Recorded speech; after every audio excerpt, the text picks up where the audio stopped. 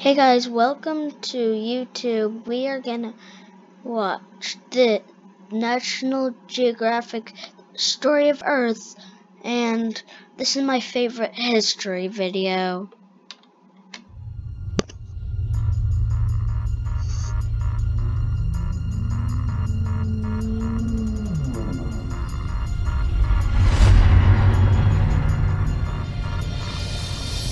Earth.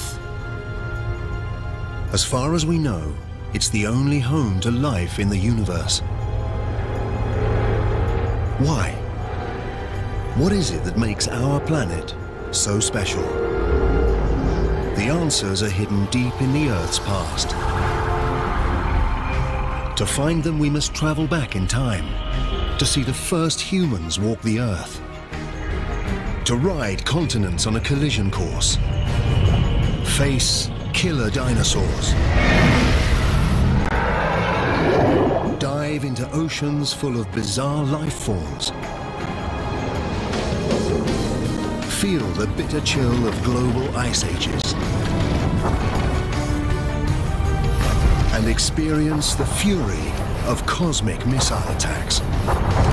We must travel back in time until we reach the birth of the Earth itself. Then we can piece together our planet's incredible story and discover why all of this, all of us, are here.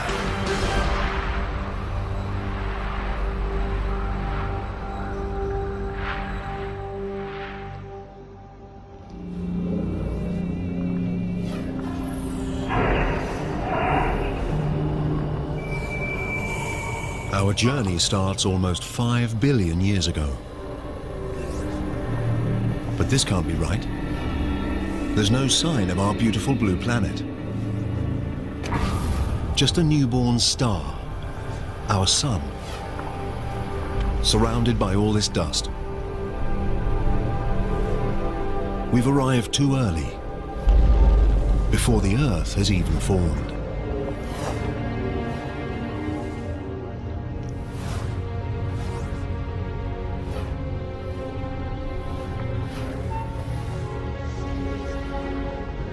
Speed up time, and we can see gravity pull the dust into tiny rocks.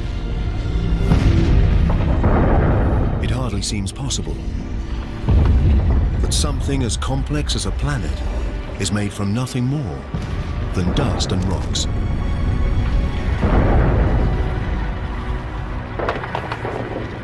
Over millions of years, gravity pulls these rocks together to form the Earth.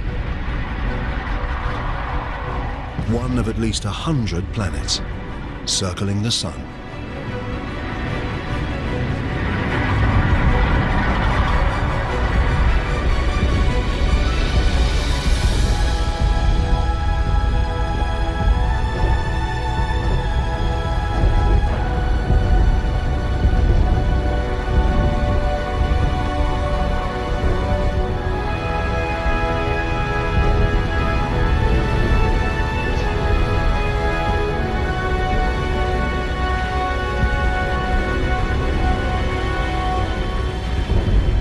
But 4.54 billion years ago, our planet looks more like hell than home.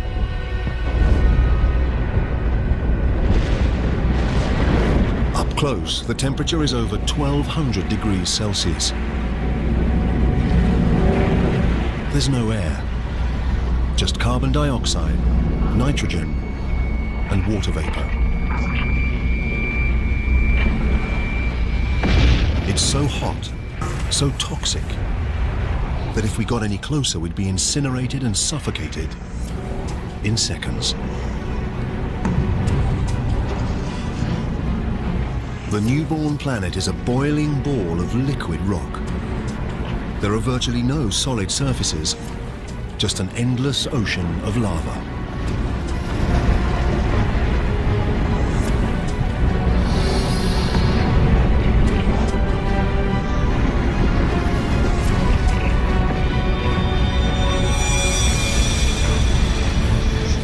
A young planet called Theia is heading straight for us. It's the size of Mars, and it's traveling at nearly 15 kilometers a second, 20 times faster than a bullet.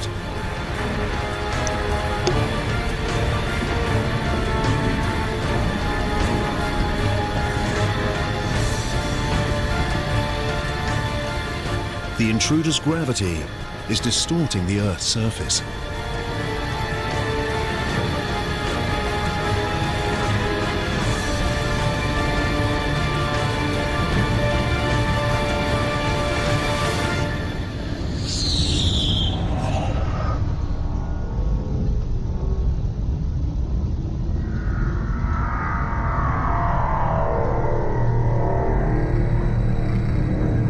The blast wave races out around the planet. It's as though both young planets turn to liquid. Trillions of tons of debris blast out into space.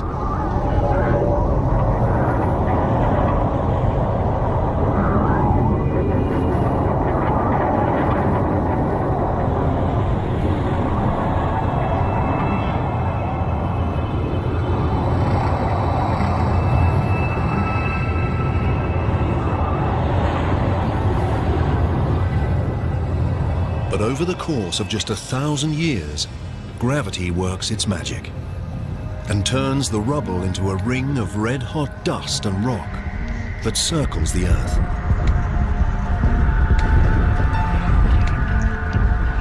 And now, from this ring a ball forms, over 3,000 kilometers wide.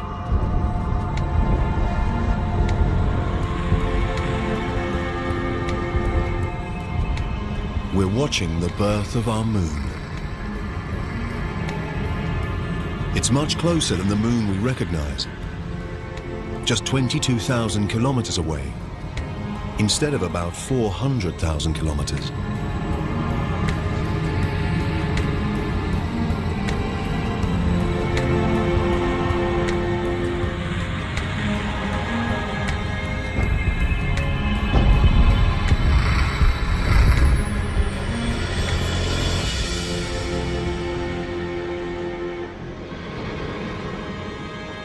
The sun rises over a cooling Earth.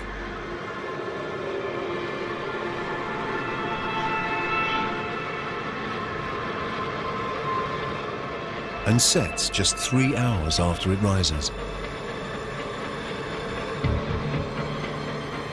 The impact has set the Earth spinning so fast that an entire day lasts just 6 hours. The days may pass quickly, but the Earth changes slowly. To understand the making of our planet, we need to fast forward through millions of years.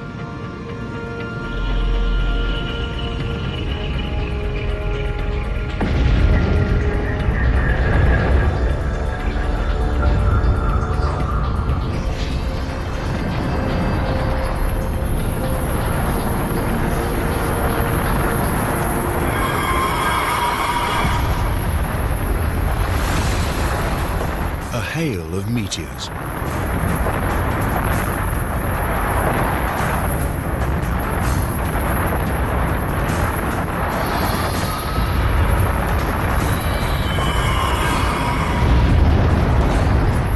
$3.9 billion years ago, and we're under attack from debris left over from the solar system's formation.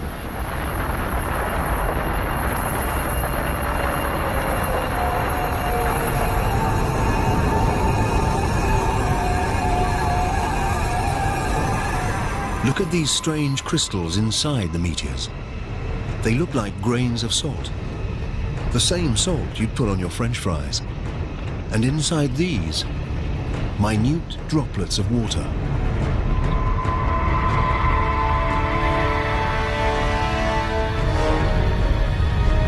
It seems these deadly missiles could contain the vital ingredient for life on Earth.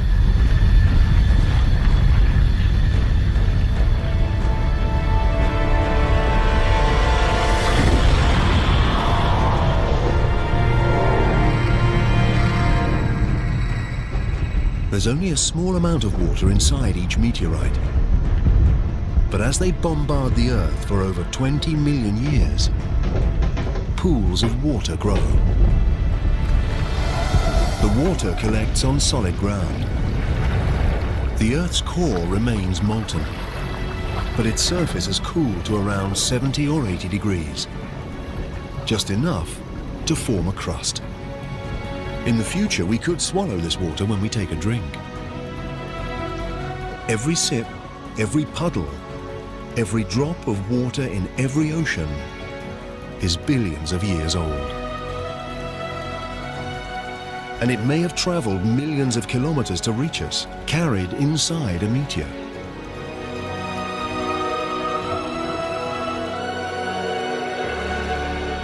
The Earth looks more familiar, but this is still a dangerous place.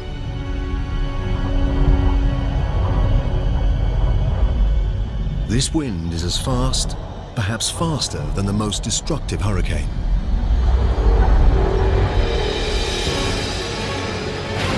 It's a megastorm, whipped up by the planet's rapid rotation. The moon is so close to Earth that its gravity is overwhelming. It creates huge tides that race across the planet's surface.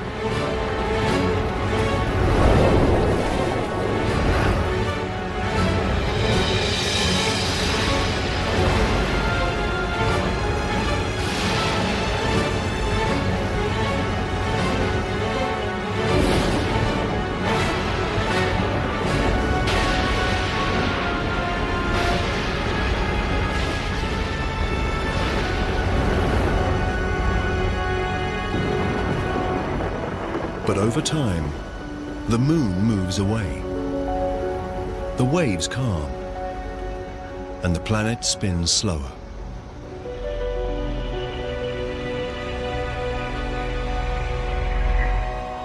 "700 million years after the planet's birth, life-giving water covers its surface.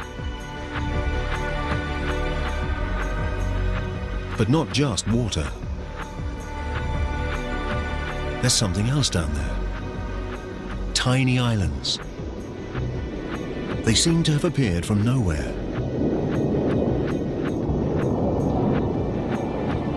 Until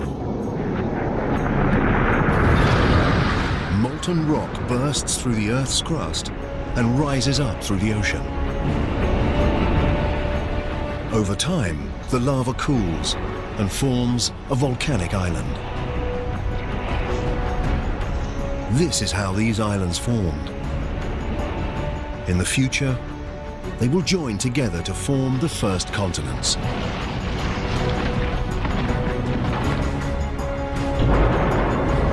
The infant Earth has water and land. It's beginning to look like the planet we call home. But the atmosphere is toxic, and the temperature is scorching. Nothing could live here.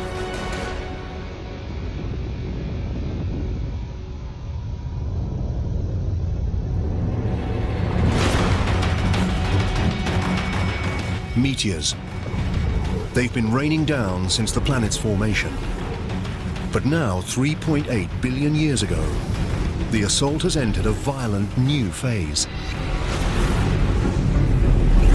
Something has disturbed the orbits of these meteorites. They already brought water to the planet, but they're carrying something else too.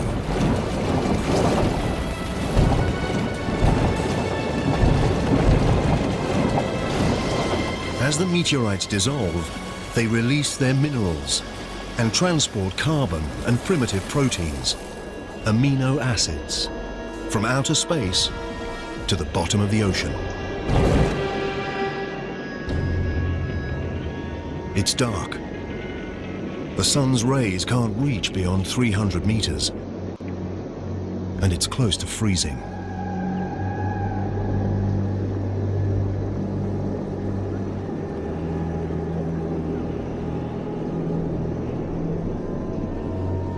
This must be a mirage.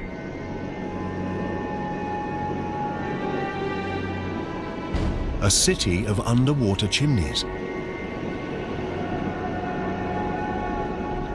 It's not smoke. It's some kind of hot liquid. Seawater has seeped down into the earth through cracks in the crust, getting hotter, collecting minerals and gases on the way. It's this potent mixture that's spewing back out into the ocean, building these towers. Add to this all those minerals and chemicals from the meteorites, and the water has become a chemical soup. It's impossible to know how or when, but somehow these chemicals have come together to create life. The water is now full of microscopic organisms. These single-celled bacteria are the earliest forms of life on Earth.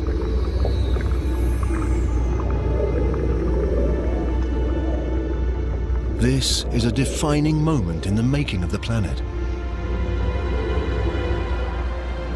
Microscopic life is underway. To find more complex life, we need to travel forwards through time to 3.5 billion years ago and a shallow ocean.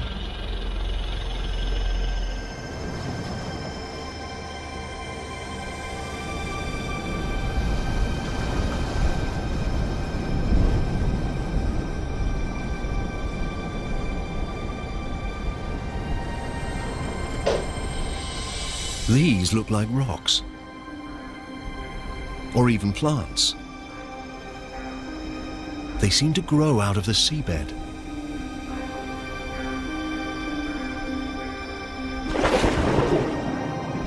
Each is a mountain of living bacteria, a colony called a stromatolite.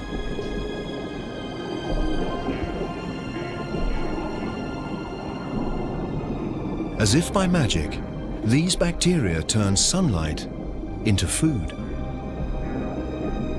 This process, called photosynthesis, uses the power of sunlight to transform carbon dioxide and water into glucose, a simple form of sugar, and similar to the stuff we put in our coffee.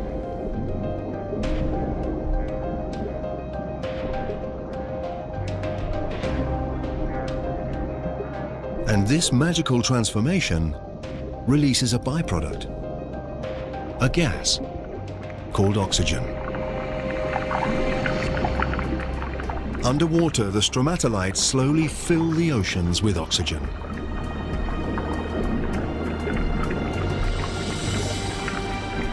The oxygen turns traces of iron in the water into rust. This falls to the ocean floor to form deposits of iron-rich rock. One day we'll use this mineral to build bridges, ships, and skyscrapers.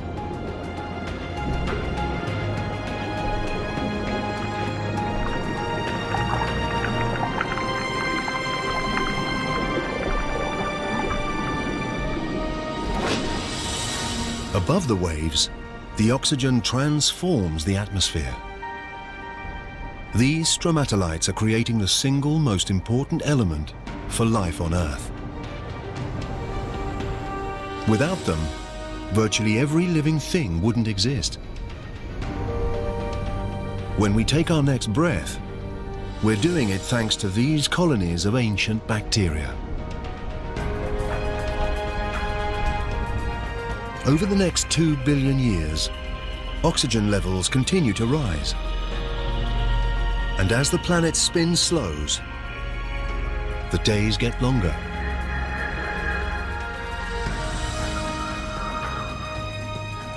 Now they last at least 16 hours. We're discovering it takes a long time to make a planet. 1.5 billion years ago, 3 billion years after the planet's birth, and there's no complex life. No plants, no dinosaurs, no humans. But the Earth has something that no other planet has. A force with the power to change everything.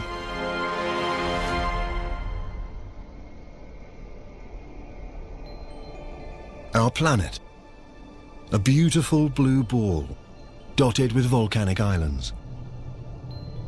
1.5 billion years ago, it's home to primitive life.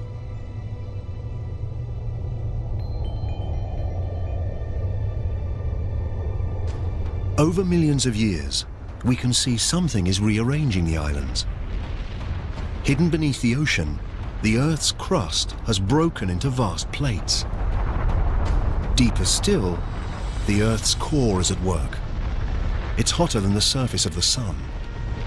So hot, it generates movement in the rock beneath the crust. These movements push and pull the plates around the globe and carry the oceans and the islands with them. Millions of years race by. Seeing it like this, our planet seems active, changing, alive. Over 400 million years, a vast new supercontinent takes shape, called Rodinia.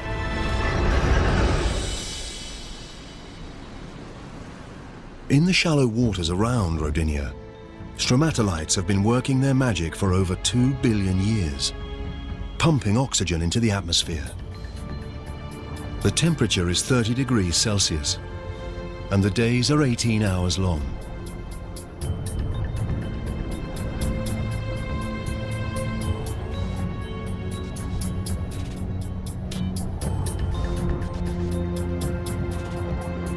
But this looks more like Mars than Earth. To find life here, we need to move on, through time.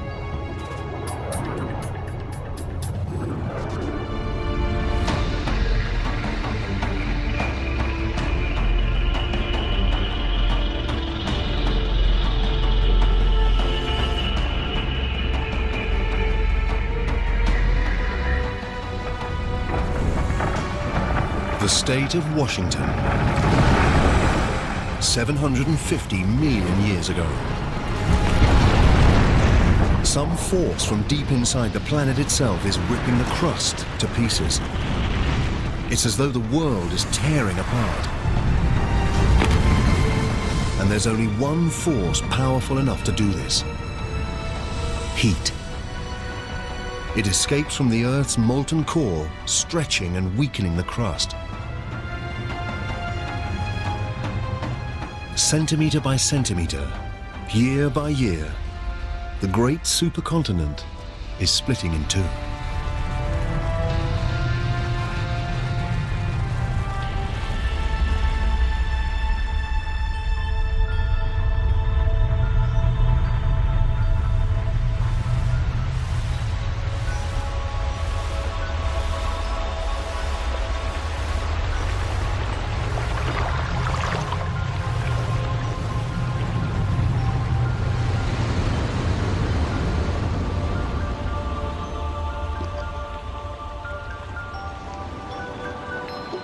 The intense geological activity has spawned a mass of volcanoes. These pump carbon dioxide into the atmosphere. There's smoke and gas everywhere.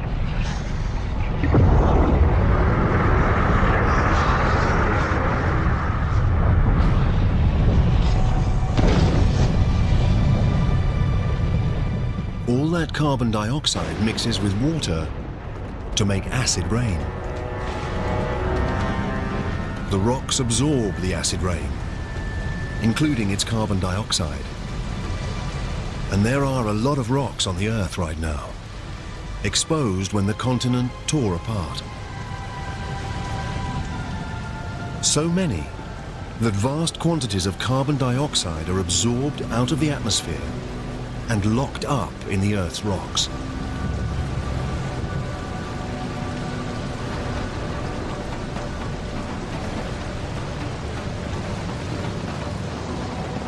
There's not enough carbon dioxide in the atmosphere to trap the sun's heat around the planet. In just a few thousand years, the temperature plummets to around minus 50 degrees.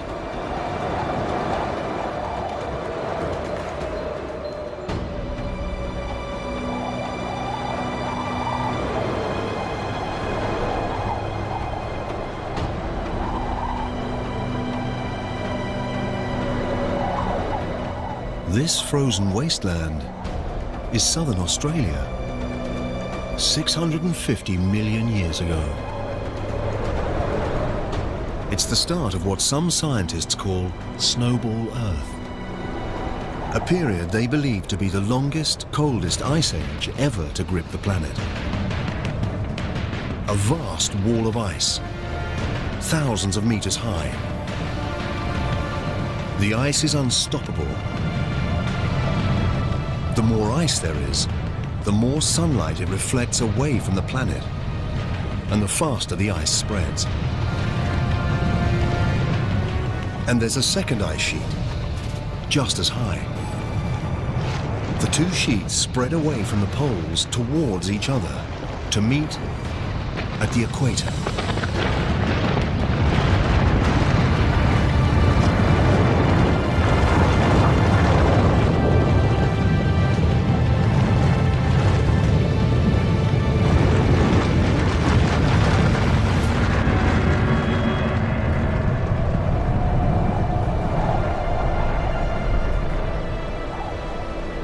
Now, an ice sheet up to 3 kilometers thick entombs the entire planet. First, the planet was a molten ball of fire. Now, it's a frozen ball of ice. Virtually all the sun's light and warmth reflects back into space.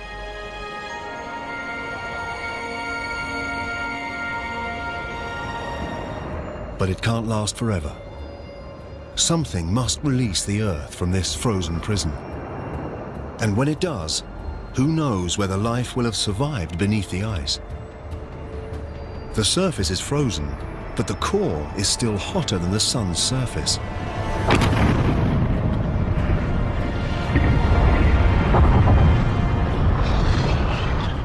Volcanoes have been erupting since the world began to freeze. But up until now, even their heat and power made no impact on the ice.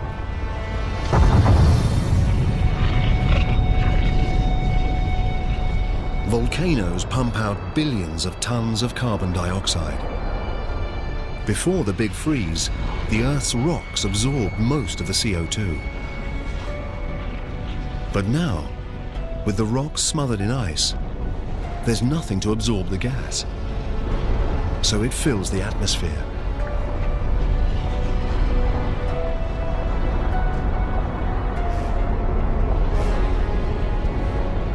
Like a blanket, it traps the sun's warmth around the planet. Temperatures rise until now, after 15 million years, the ice begins to melt.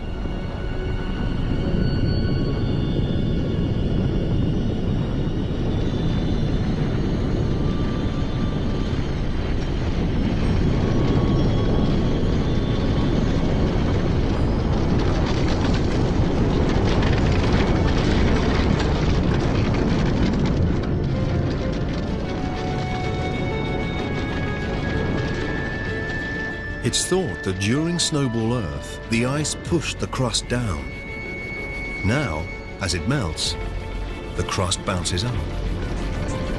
This creates fissures and weak spots, and more volcanoes.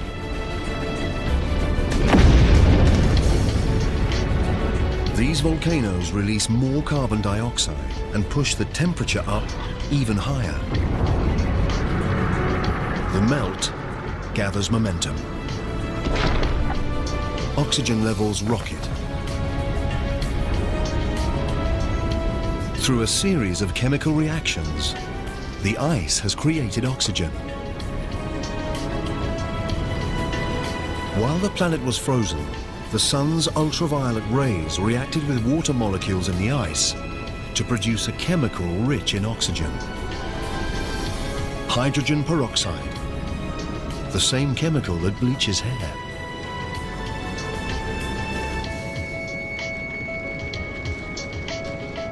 Now, as the ice melts, the hydrogen peroxide breaks down and releases massive amounts of oxygen.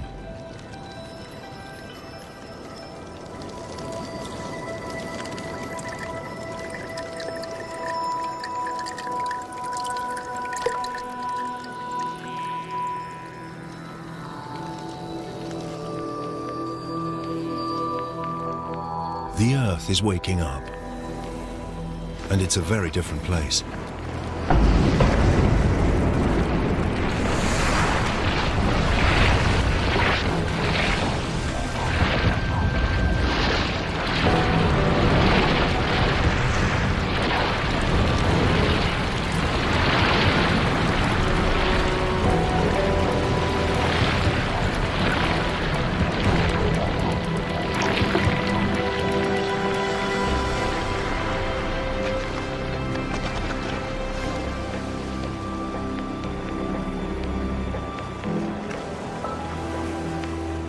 Now, 600 million years ago, the atmosphere is warmer. It feels like a summer's day. And the days are about 22 hours long.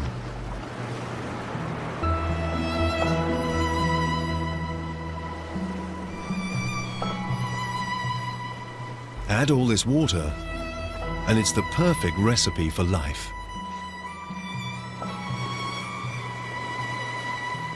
Before Snowball Earth, primitive bacteria had emerged in the oceans. But surely they couldn't have survived an ice age 75 times longer than the entire span of human history.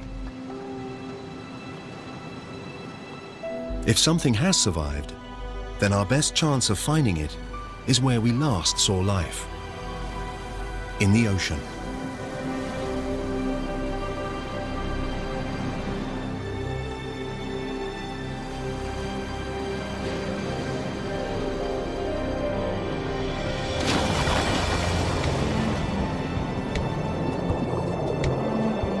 Now, 540 million years ago, in an ocean full of oxygen, those primitive bacteria have evolved.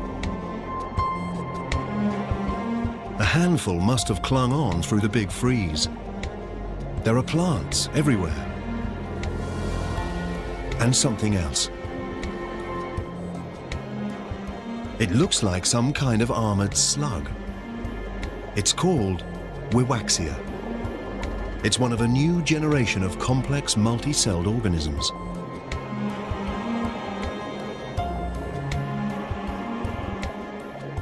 We're entering one of the most dynamic periods in the Earth's story, the Cambrian explosion. Increased oxygen levels allow creatures to grow larger and develop bony skeletons. There are worms, sponges, and these. They're trilobites, distant relatives of insects, lobsters, even scorpions.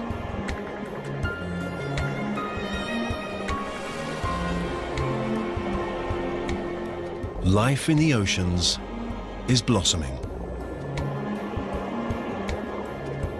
From microscopic bacteria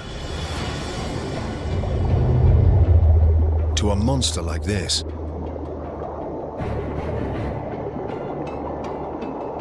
This is Anomalocaris. It's about 60 centimeters long.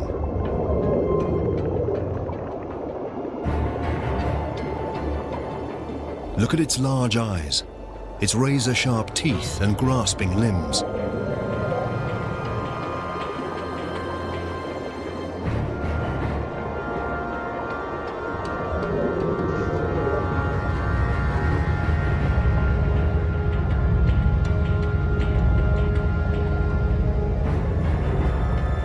All Anomalocaris has to do is take its pick.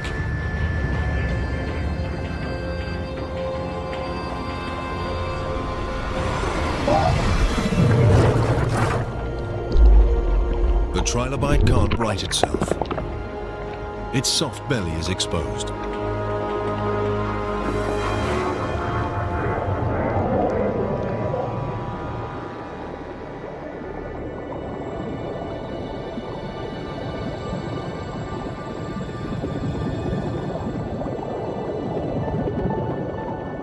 These are Pangea. They're just 5 or so centimeters long, but they've got what may be the first ever spine. Over millions of years, this simple structure will evolve into the spine that keeps us standing erect. And creatures are beginning to take on familiar forms.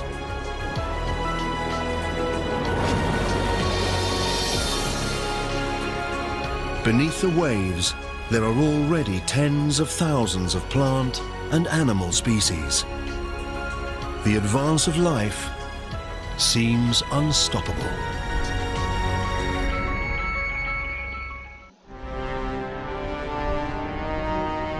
We're looking for life on land.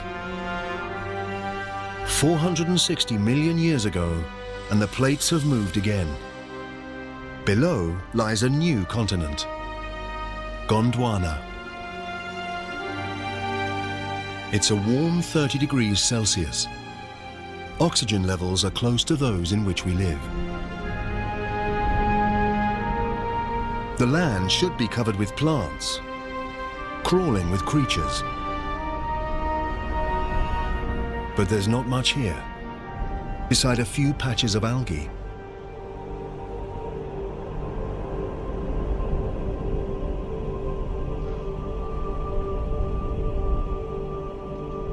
There's only one explanation.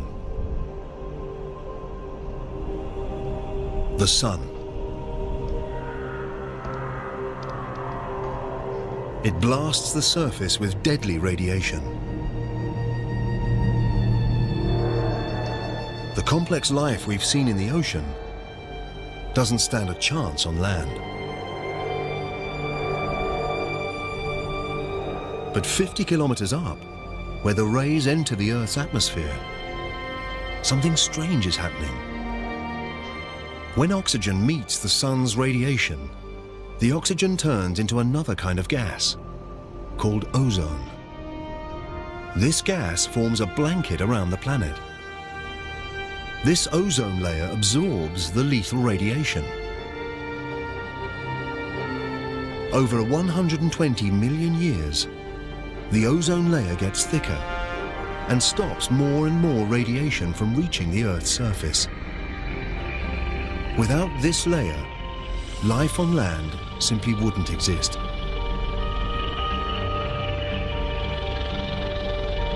Now, shielded from radiation, life blossoms. Those small mossy lumps are the first land plants. And they're pumping out even more oxygen. Levels soar.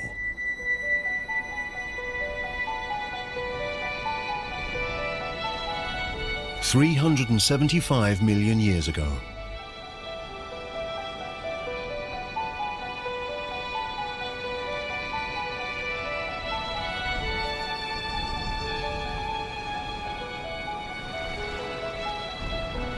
There's something down there, in the water. It's moving, swimming.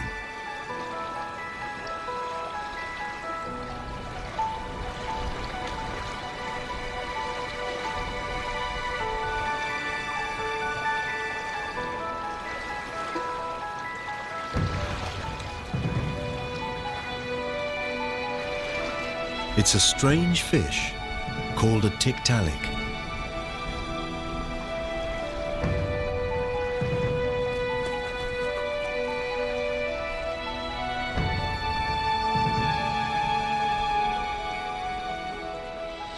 Its neck allows it to raise itself up.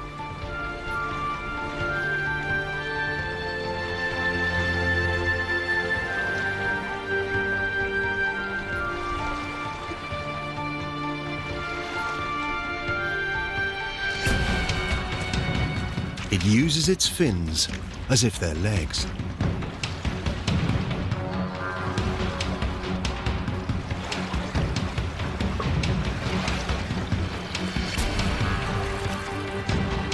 And moves out of the water, where plant life is exploding.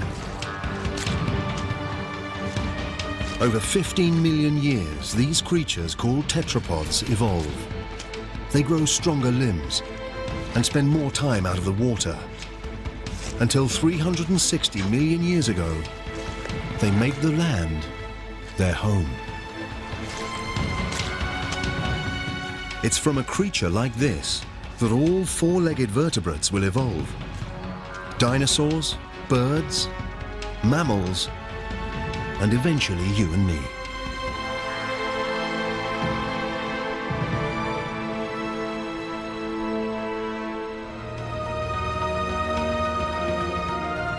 We've come a long way, from a lump of burning rock and dust to a blue-green planet bursting with life.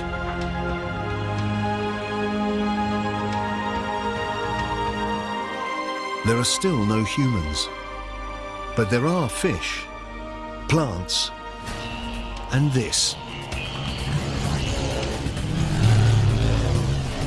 It's a dragonfly the size of an eagle. This giant is called Meganeura. What were once legs have evolved into wings, extending the dragonfly's hunting territory over a vast area.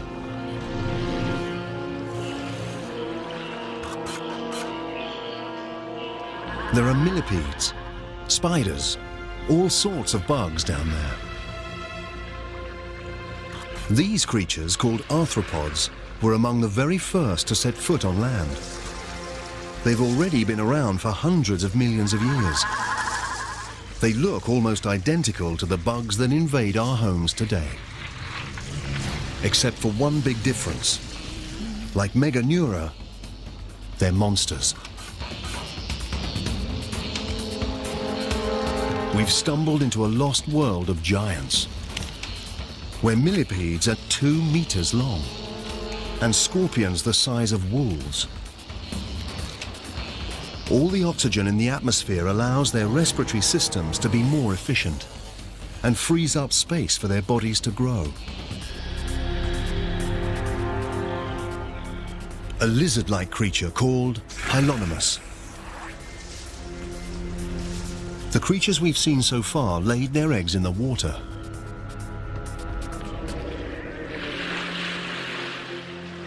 But these eggs contain all the water and nutrients the developing Hyalonomus needs. The babies are growing in their own self-contained pond.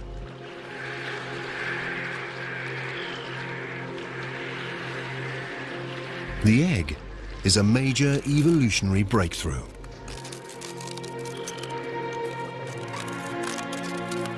Now animals can leave the water behind and conquer the land.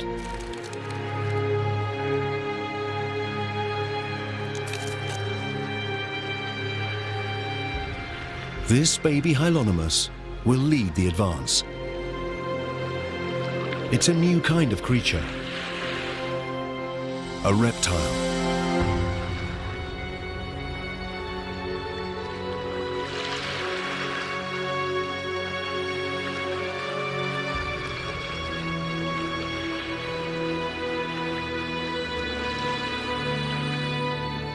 Inevitably, with life comes death.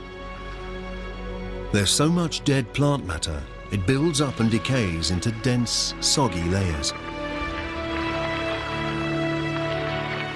Over hundreds of millions of years, rocks will cover these layers. Heat from the Earth's core and pressure from the overlying rocks will transform the layers of dead plants into seams of coal. Each lump of coal we burn today to warm our homes and fire our power stations is made of plants that died 300 million years ago.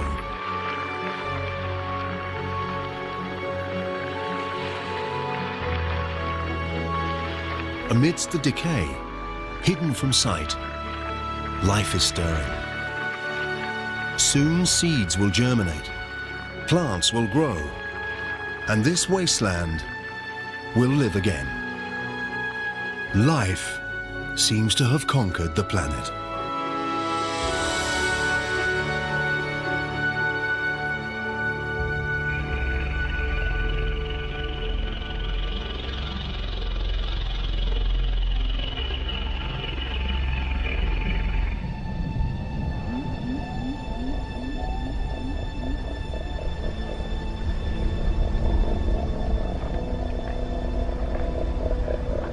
A herd of creatures graze the Siberian plains. They're not dinosaurs. They won't set foot on Earth for at least another 20 million years. But they're big. Evolution has taken a huge leap forwards. The small lizards we saw earlier are now giant reptiles. These are scutosaurs, the distant relatives of turtles. They're plant eaters. And if the plant eaters look this tough, the carnivores must be seriously mean.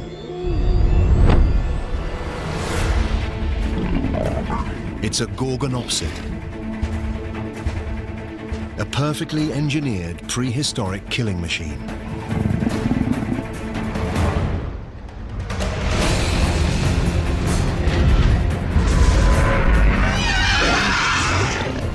The gorgonopsid's saber teeth have wounded the scutosaur.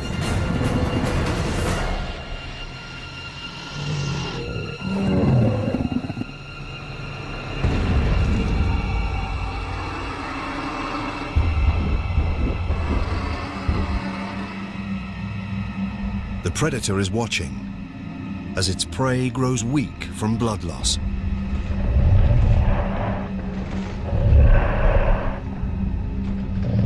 Until, hold on, it's backing off. Something strange is happening. The ground is getting hot.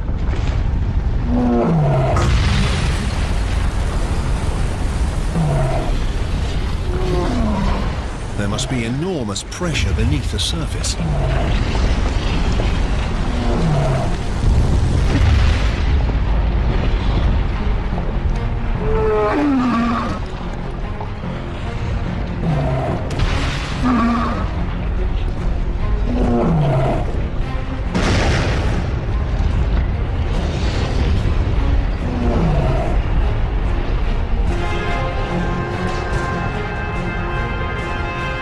There's lava, but this isn't one single volcano.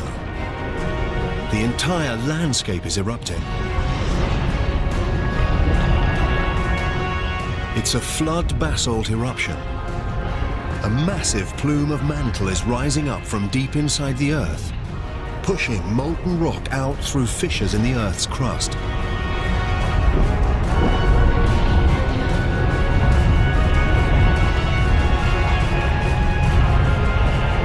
The lush paradise is now a lifeless hell. The scutosaurs and the gorgonopsids are dead. They're the first casualties in the greatest mass extinction the world has ever seen. The Permian extinction.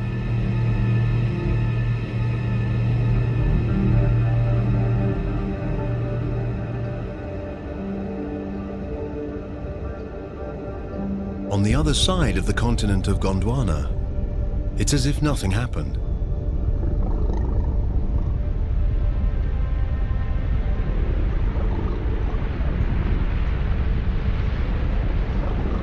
Snow. But the temperature is about 20 degrees Celsius. It's not snow, it's ash.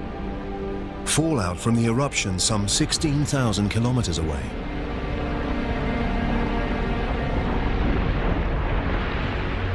The ash burns, suffocates, and kills animals around the world.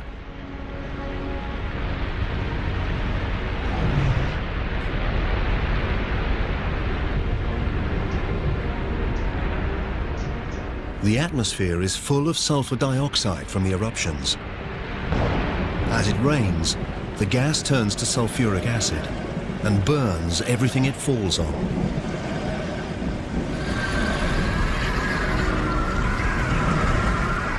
At first, it seemed like this was a local disaster, but now it's gone global.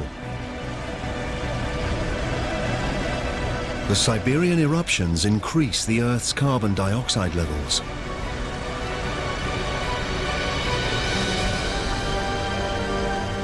The atmosphere gets hotter. Water evaporates.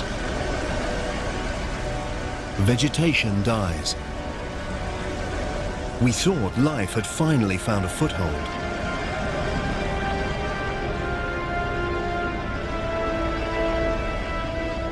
Now it looks like we were wrong.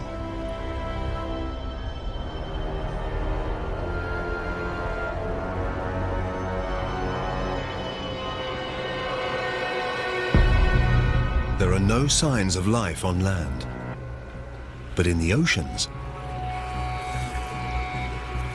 this can't be right. The oceans are turning pink.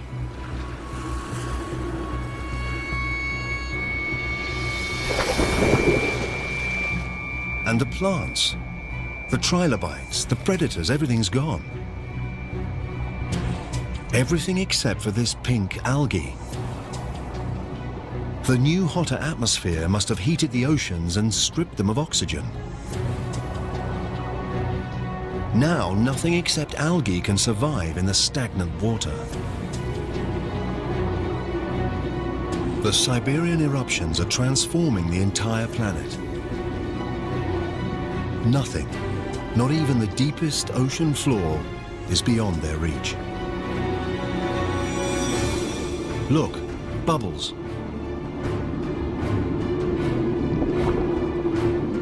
But it's not oxygen, it's methane, escaping from vast pockets of methane gas beneath the seabed.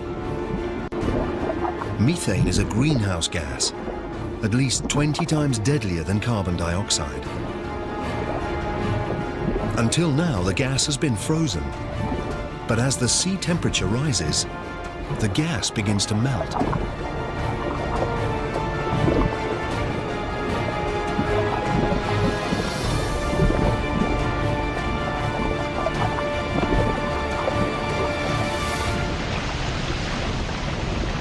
Released into the atmosphere, this powerful gas pushes up temperatures even further, up to almost 40 degrees, 6 degrees hotter than before the Siberian eruptions.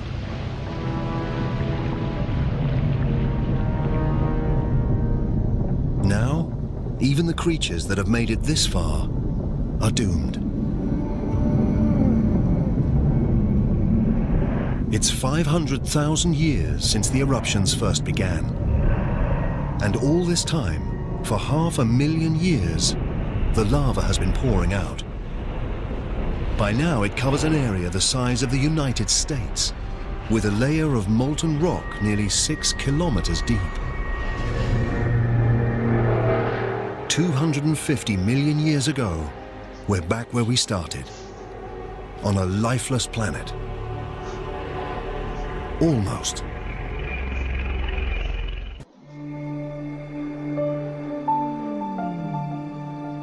It's 50 million years since virtually all life on Earth was wiped out, and the planet has been transformed.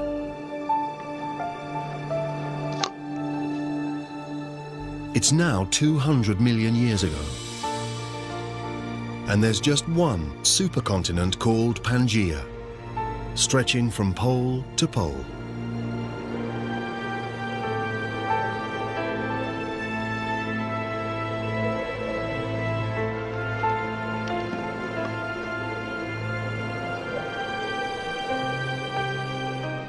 After the trauma of the mass extinction, the planet is healing. Temperatures are stabilizing. The acid rain is neutralizing and vegetation returning.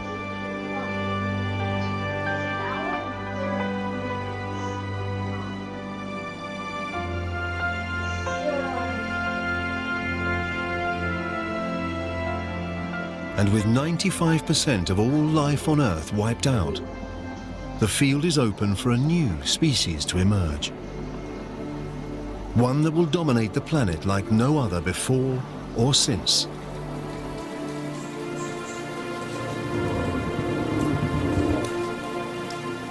The dinosaurs.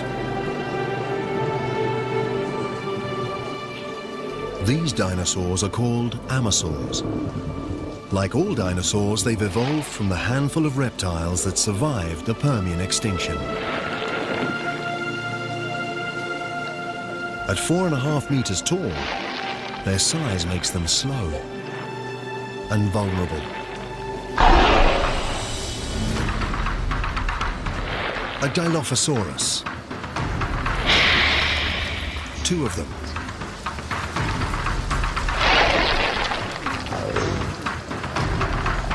They're small and fast.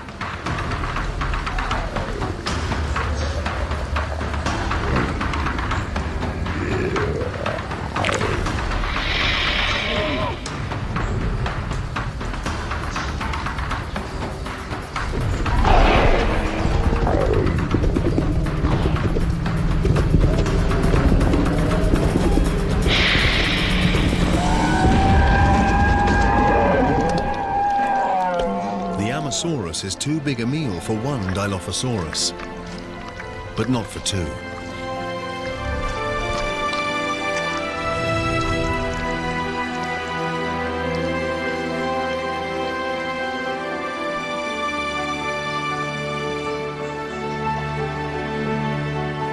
The dinosaurs have repopulated the Earth, but no species can tame this restless, volatile planet.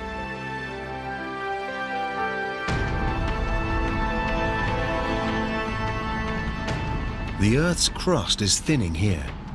It's releasing lava, shaking with earthquakes, as though it's being stretched by some unseen force.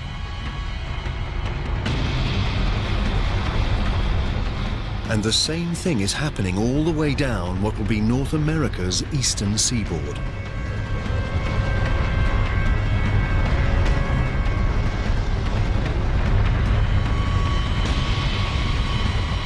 The Earth's plates are on the move again. 190 million years ago, the great supercontinent of Pangea breaks up.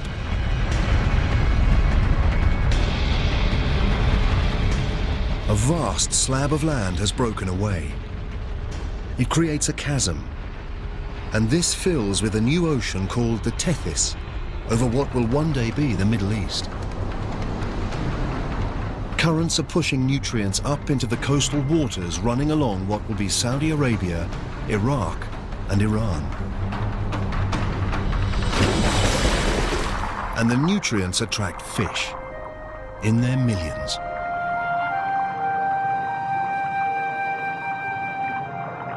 And with so much life, also comes death. Dead fish and plankton carpet the ocean floor.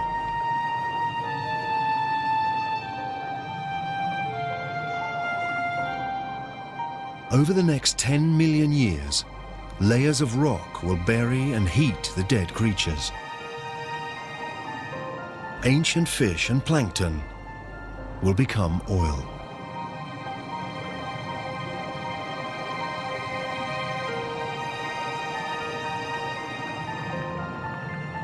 Every liter of fuel in our cars, every piece of plastic on the planet, the paint on our walls, the carpet under our feet, even the soap we wash with, almost all originated in this way.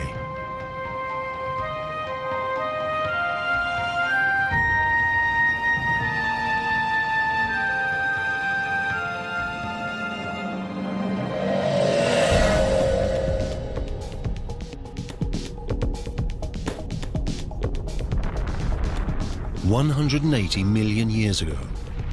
And further west, the North American plate is still moving away from the European and Asian plate. It happens slowly, at about 2.5 centimeters each year, the same speed as our fingernails grow, But hit fast forward, and a new ocean forms right beneath us, and new continents. Montreal moves away from Marrakesh, New York from West Africa. The world as we know it is taking shape. The chasm between the two continents fills to create a vast ocean, the Atlantic.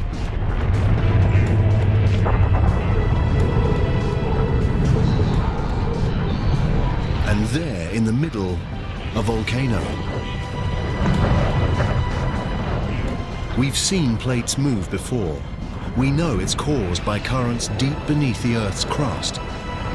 This process is happening down there, right now.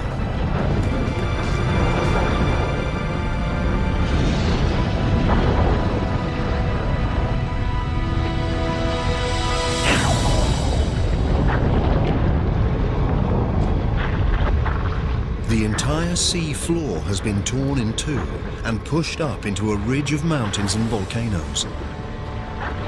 It's growing higher than the Himalayas and longer than the Rockies. The water's hot here.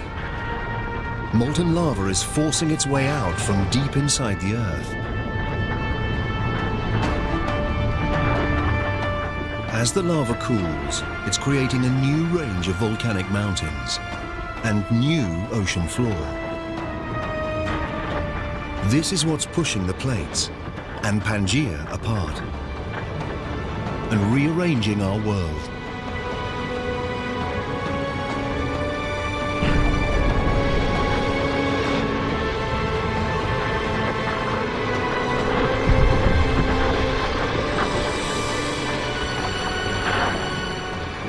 It's this geological activity that makes the Earth restless, creative, unique.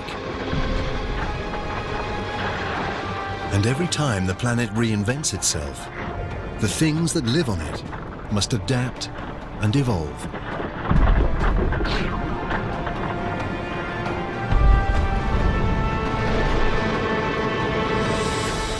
Things like these, they're ichthyosaurs. Their reptile ancestors lived on land, but as the planet changed, so did they. They grew fins and moved into the newly formed Atlantic Ocean.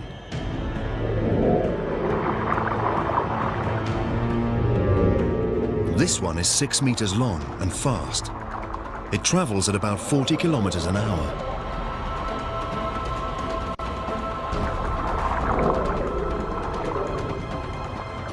It's the ocean's fastest creature, the most efficient predator, and it's ruled the Earth's oceans for 50 million years.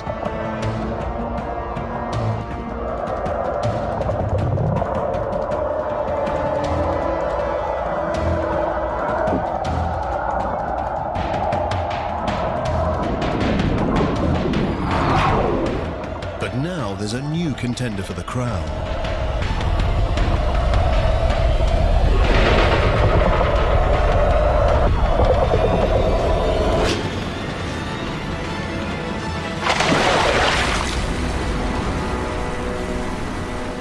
A pliosaur. Longer than a bus, as heavy as a truck. Its jaws are immense, over 8 times more powerful than a great white shark's. And its teeth are 30 centimeters long.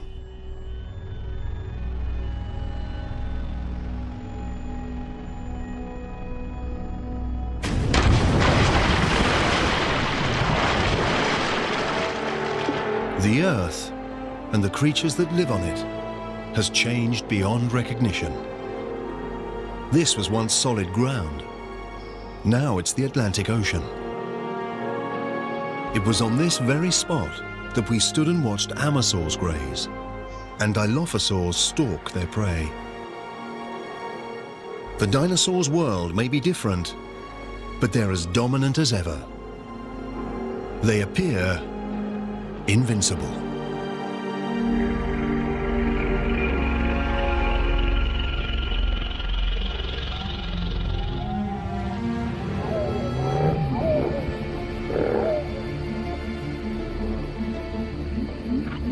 It's a shrew-like mammal, and it's evolved from the small number of mammals that survived the mass extinction 185 million years ago. It's also prey for the dinosaurs. This is why most mammals live in the trees or underground and venture out at night. Mammals are no threat to the dinosaurs.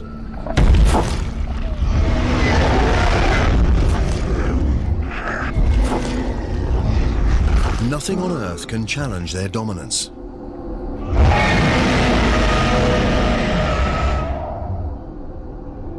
Nothing on Earth.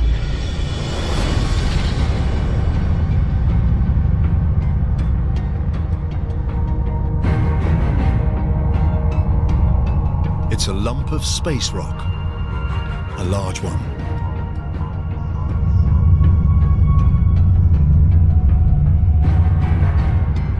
This asteroid is about 10 kilometers across, bigger than Mount Everest.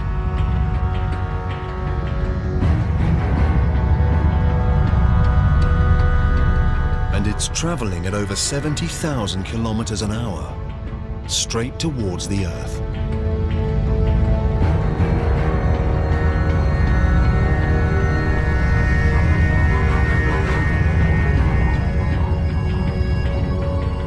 It's heading for the Gulf of Mexico, just off the Yucatan Peninsula.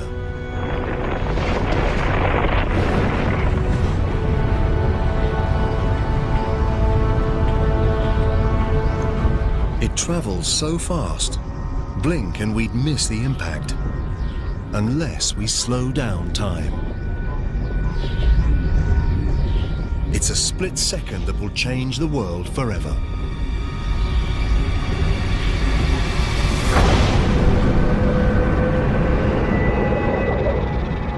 At the moment of impact, the asteroid's back edge is still at nearly 11,000 meters, the same height as a commercial aircraft flies.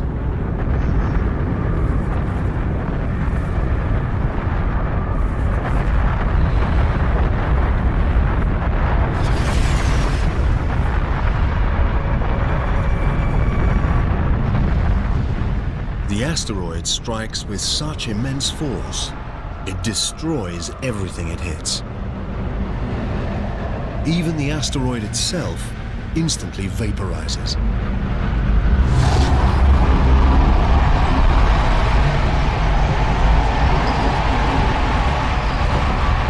The impact unleashes the energy of millions of nuclear weapons.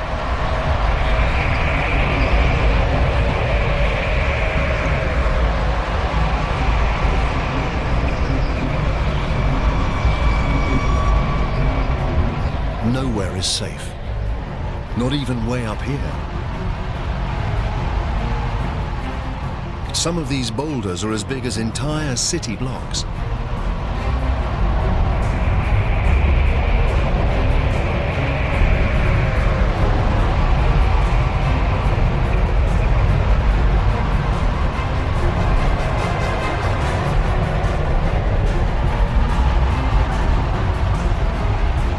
The blast wave races out from the impact zone like shrapnel from an exploding bomb.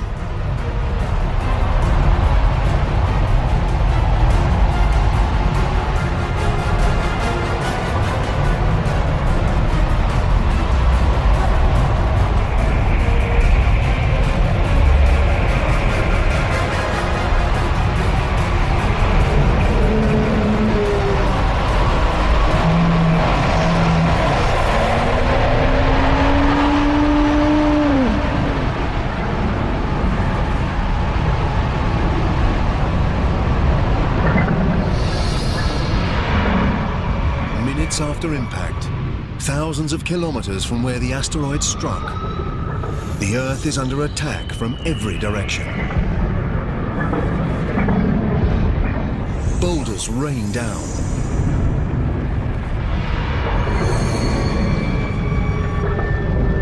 Earthquakes shake the ground.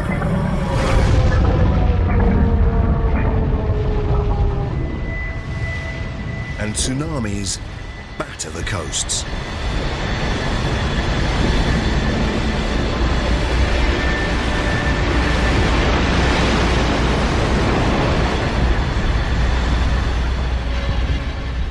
onslaught has only just begun. The plume of molten rock and dust spreads out and engulfs the planet. The entire sky is acting like a giant sun lamp.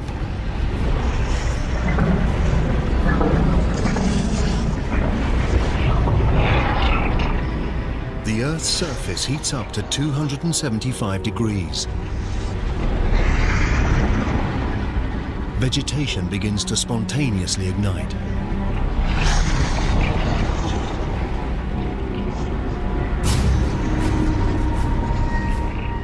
Even months after the impact, smoke and ash still block out the sun's rays. With less sunlight, plants die, and the animals that eat them starve. Against this onslaught, it's hard to see how anything can survive. The dinosaurs' 165 million year reign is over.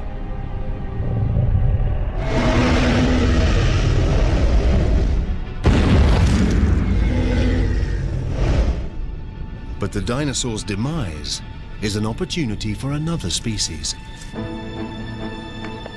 Mammals.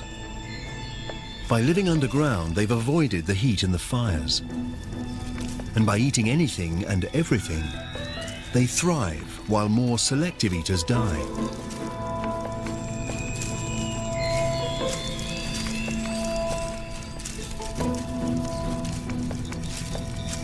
These are the unlikely inheritors of the dinosaur's crown.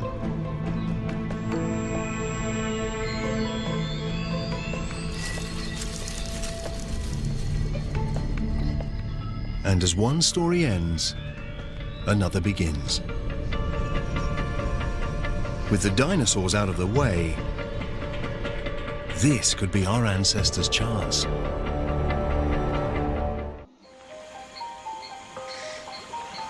The dinosaurs are long dead. The planet is peaceful.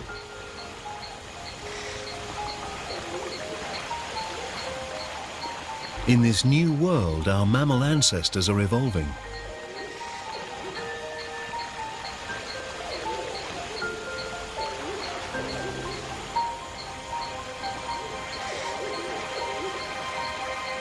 This lake, 47 million years ago, in what will one day be Germany, should be the perfect place to spot them.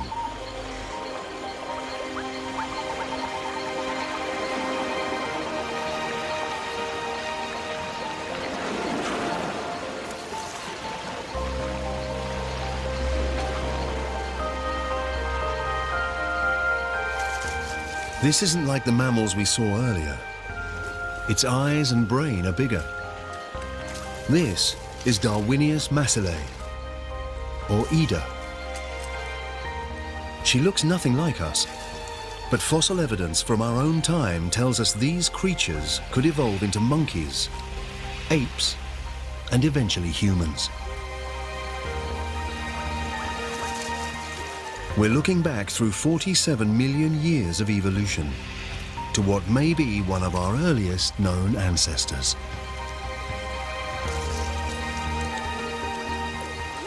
The lake sits on a volcanic crater. It belches out noxious gas.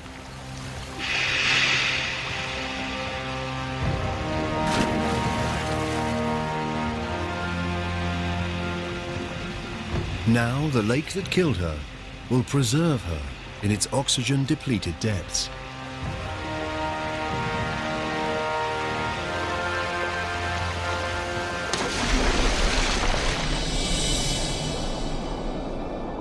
One day, when the water has gone and Ida is fossilized in stone, we will discover her and recognize in this primitive primate what could be the very beginning of our own story, the story of human life.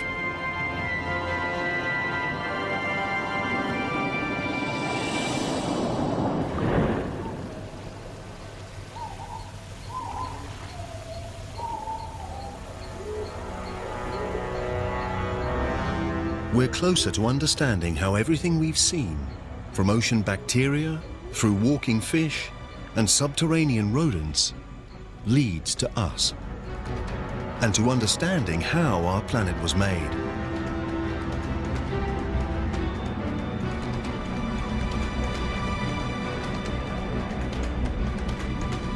"47 million years ago, and the atmosphere is much like our own. The temperature is 24 degrees Celsius, and a day lasts just under 24 hours.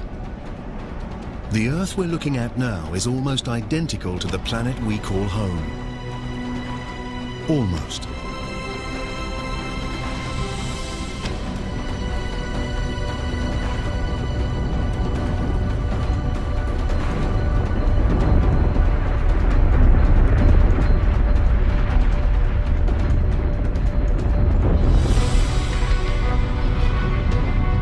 The Earth's plates have been on the move again, with the continents on their backs. India moves north towards Asia.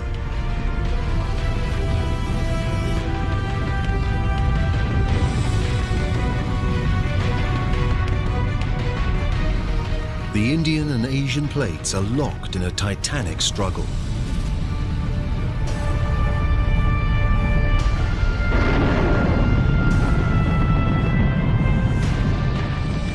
Neither plate is winning. Both plates begin to buckle.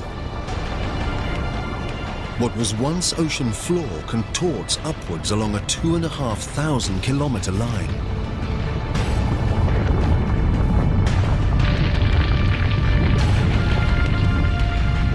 A vast mountain range rises up. 1,500 meters, 4,500 meters.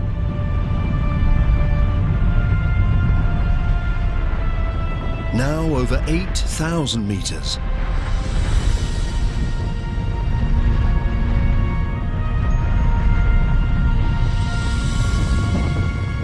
These are the Himalayas.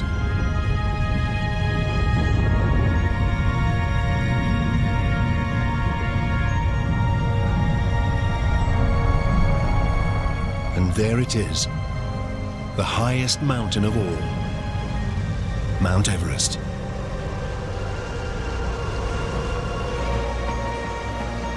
When the snow on the peaks melts, it feeds great rivers. The Ganges, Indus, Yangtze, and Yellow rivers.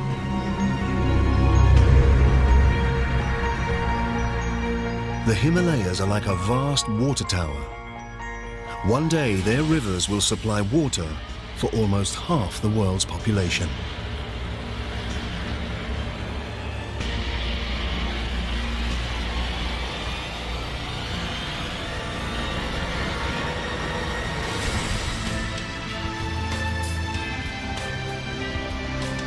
"20 million years ago, this is our planet, with every continent, every ocean, just as we know it. Except there's one thing missing. Us, the human race. For humans to evolve, something somewhere down there has to change.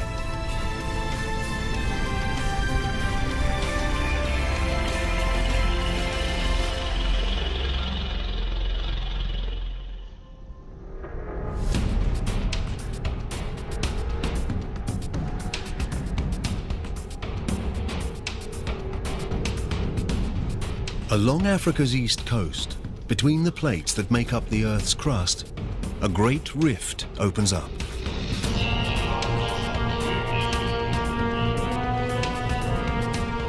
The rift stretches nearly 6,000 kilometers.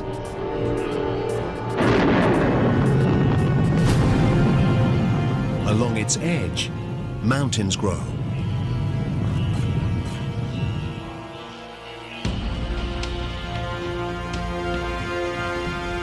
There. It looks like an ape, not a human. It might stay in these trees forever, but its world is changing.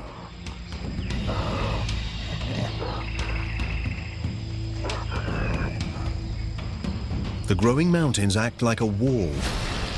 They stop moisture from the Indian Ocean passing over the land.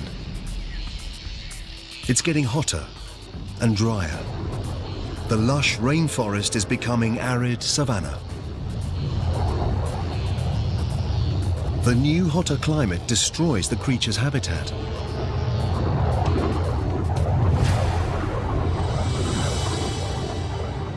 It forces them to search further afield for food, to stop dragging their knuckles on the floor like apes, to stand and walk on 2 feet. It's the most important step in the human story. This mountain range along Africa's east coast could be the reason we walk on 2 feet. It seems incredible. The random movement of 2 plates may have kick-started a chain of events that will lead to the first humans.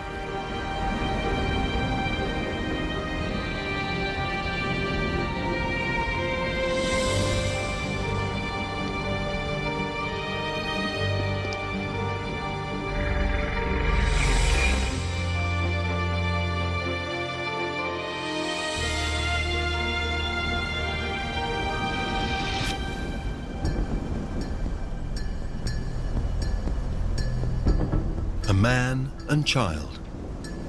It could be a scene from our own time. But it's 1.5 million years ago.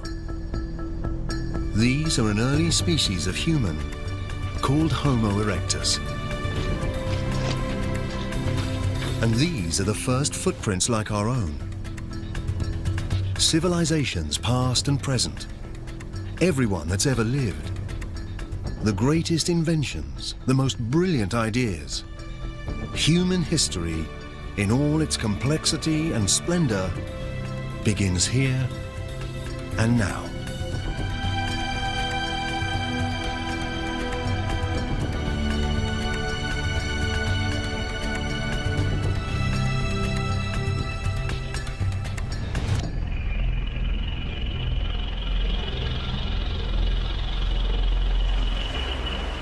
The climate changes again.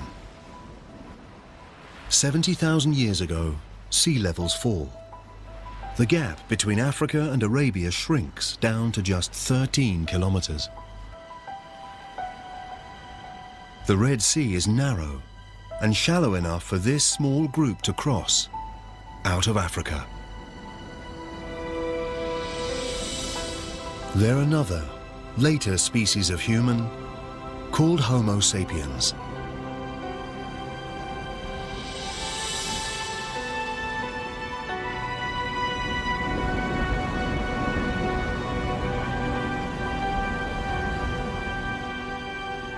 They've made it across. Scientists believe every man, woman and child outside of Africa is descended from these 200 or so individuals. Over time, our ancestors multiply and spread out to India, onto Asia, and into Europe.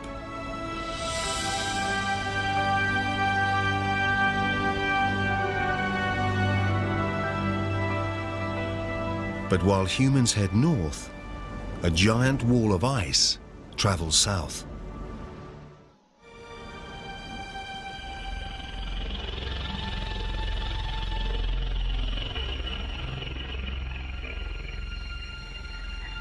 Europe, 40,000 years ago. Our Homo sapiens ancestors are arriving, only to find a world that's changing fast. It's getting colder. It should be the height of summer, but the plants are frostbitten. The rivers are frozen.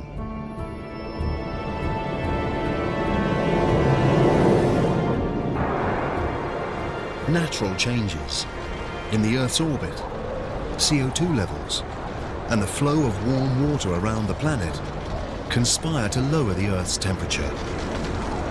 The Earth and its inhabitants enter an ice age. Glaciers as high as skyscrapers creep over the northern hemisphere at 30 centimeters a day. Slow and powerful, they sculpt the landscape as they move over it, gouging out great depressions. The planet will never look the same again.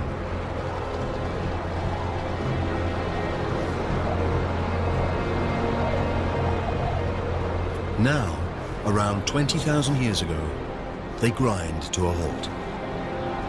Much of the northern hemisphere is covered by ice sheets up to 2.5 kilometers thick. With trillions of gallons of water locked up as ice, sea levels fall.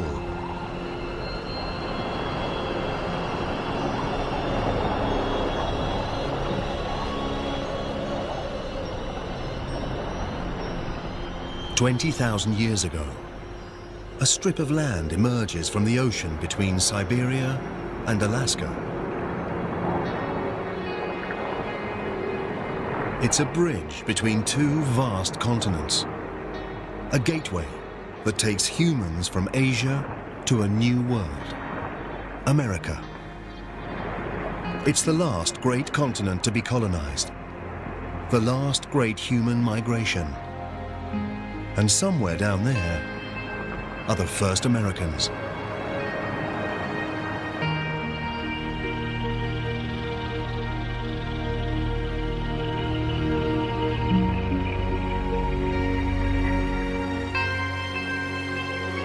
Now, 14,000 years ago, the changes that triggered the Ice Age go into reverse.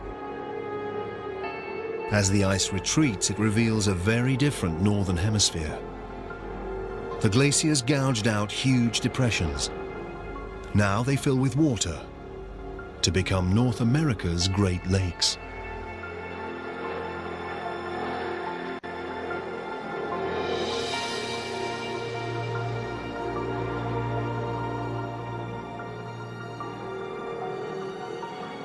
"6,000 years ago, the ice retreats back to the poles, to the Arctic and Antarctic.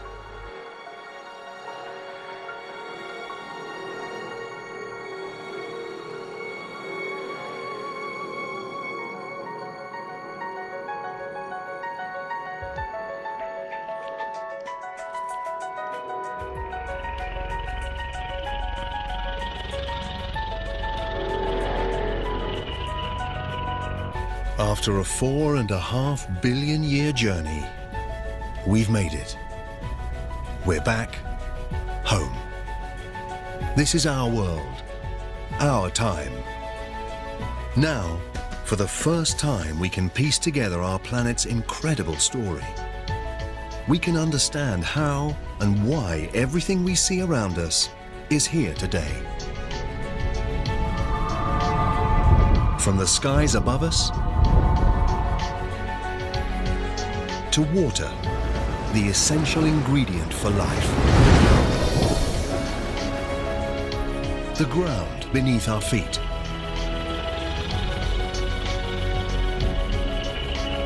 And finally, life. The spectacular result of a chain of catastrophes and coincidences. Each triumph, each disaster is a step on the trail that leads to here. To each and every one of us, right now. But Earth's story doesn't end here. A lot has happened, but there's more to come. The Earth will live for at least another 4.5 billion years. Everything we've seen on our journey is only half the story. Just imagine what wonders, what terrors, what strange creatures lie ahead for our restless, creative planet.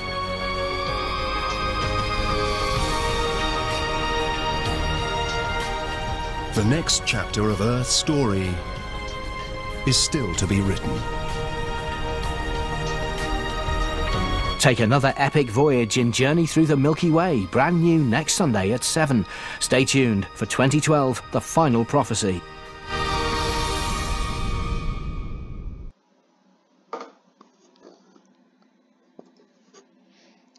So guys, hopefully you guys enjoyed that whole video, and if you liked it, like and subscribe.